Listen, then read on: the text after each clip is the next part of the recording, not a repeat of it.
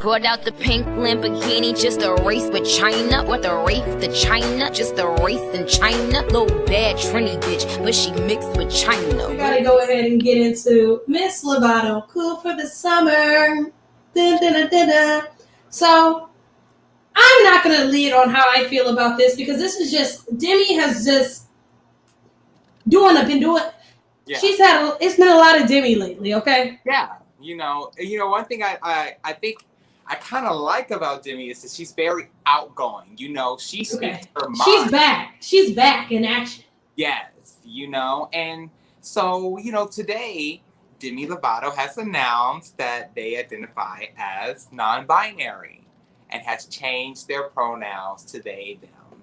And so she made this announcement on Twitter along with a clip with her new podcast, 4D with Demi Lovato. And my thought on this, I think it's wonderful news. I am proud of her and I have a lot of respect for her to come out as well. Demi Lovato will be a queer non-binary individual that others who are similar can look up to because of her bravery that she expressed today. So yeah, definitely. I didn't mean to have the delay after that. I was pulling the article, but I guess we'll talk about it. I'm like, that's what it is. So Demi Lovato is coming out as no more. They have retired. I'm over here already because I'm already hesitating. Demi Lovato, who you have known has went by she, her, hers, is now going by they, them. So what that means is she doesn't identify with one gender. She no longer identifies as being a female. Now, for me, my only hesitation with Demi Lovato was that the froyo thing rubbed me the wrong way. It's a lot going on. We seen the documentary, all of this. I just feel like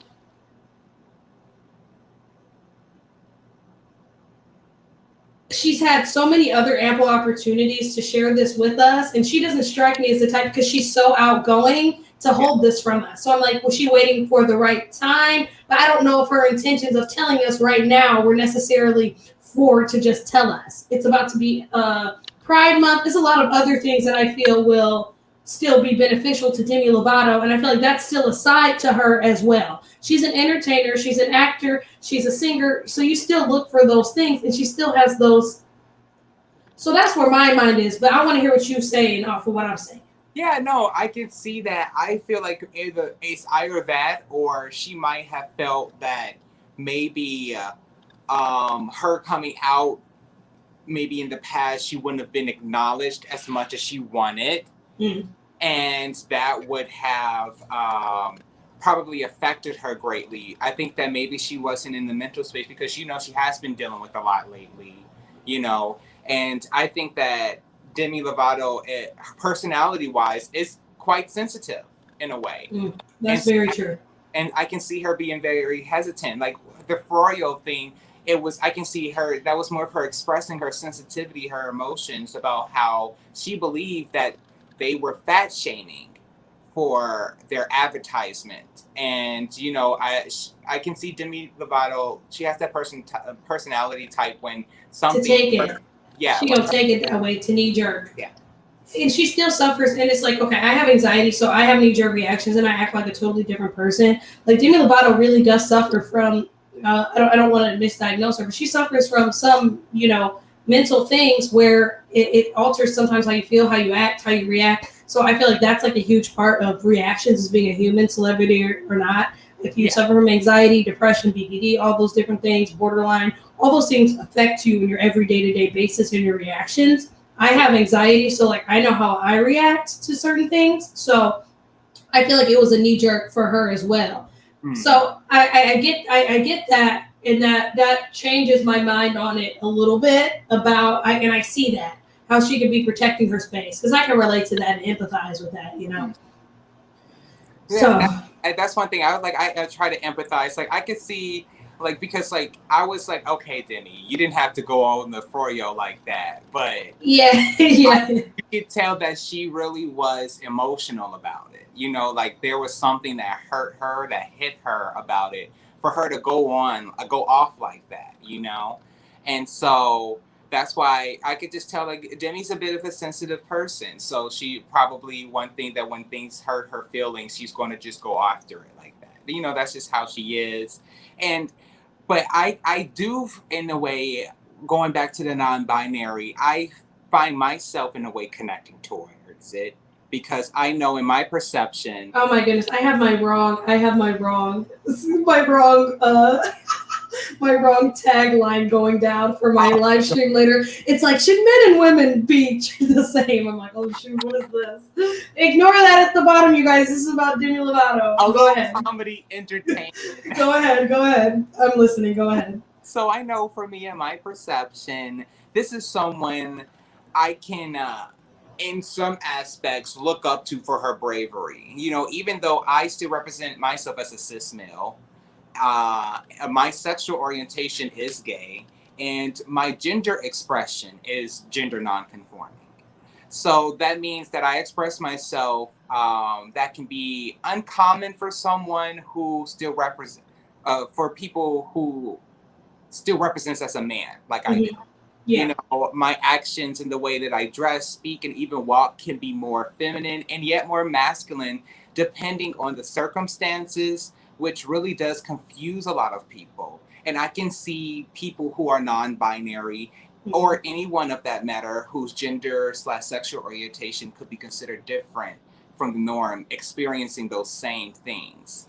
I feel that because I did a live stream on one of my diva dives about with someone who was transgender and someone who was non-binary or non-gender conforming, and it's interesting because I also watch, you know, Armand Wiggins, the guy who I told you about. Mm-hmm. So he has his show on Voice Chat, and people, you know, he's like, sometimes if I'm out with one of my girlfriends, the way that I'm carrying myself, you know, if I'm dressed a little bit more masculine or if I have on a leather jacket and boots, they may think that I'm her girl, you know, I'm her boyfriend, or, you know, it depends. But now if I'm going out to brunch with my guys or with some of the girls and we having a key, then I'm going to be a little bit more lax. But if I'm walking down the street and, you know, I need to protect myself and I want to, you know, buff up a little bit, then I'm going to use that as well. So that can be confusing to a lot of people, which is something that I do understand. And I know for a fact it's true because I do it as a woman. We all do it sometimes. Exactly. Yeah. It's something that is all, yeah, everybody does. By the way, I love Armand. What's this? Armand Wiggins. I love him. My favorite show. I love his show. I do love his show. We're going to, one day we're going to be able to get on a stream with Armand. We're going to that'd be great. Okay. We have a couple of comments really quick. So BB Bean says she is brave. That is brave. It's always brave. So I'm not going to hate on that. I'm not going to hate on that. And then Mr. Medica says, as long as she's not trying to destroy small businesses, she can call herself whatever. This sounds like a clout move. Okay, so that's where we're at, but that was a little bit longer into our conversation. Right, no, that's perspective. I love it. Said cool. BB Bean said, could be. I'm also worried people she had left in her wake. All right. Olivia Rose says, personally, I think that the froyo was a step back at the end of the day. This person came out as non-binary, and that should be respected, just like any other human.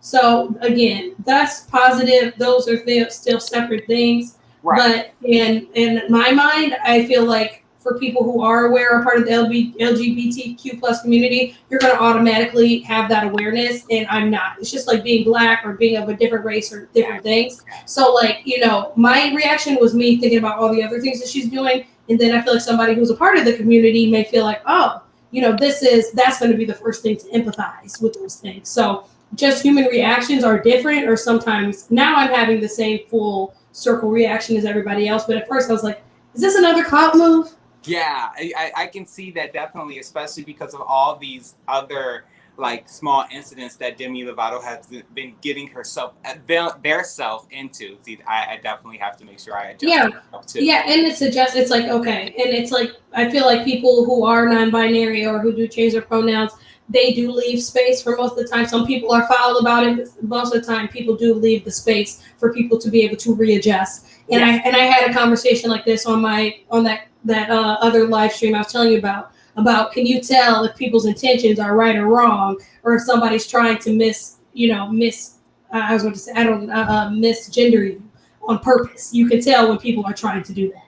Exactly. That's why, like, I try to correct myself as soon as possible, because I do have a lot of friends that transition, and even those times I have to have a little bit of time to readjust. But I usually, after a while, I'm like, okay, I got it now, definitely. You got it. And it's just like, you have to think about it. I was telling people when I was working in politics, it's just like if you changed your name. So if my name is China and I went by Monica, you would slip up and call me China. I'm like, my name's Monica now, but you would leave the space and be like, I changed my name. So those are, you have to think about it like that. You're changing your name, you respect it. If somebody wanted to change their name, you say more power to you. You feel Without the pink Lamborghini, just a race with China. What the race to China, just a race in China. Little bad Trini bitch, but she mixed with China. Real big.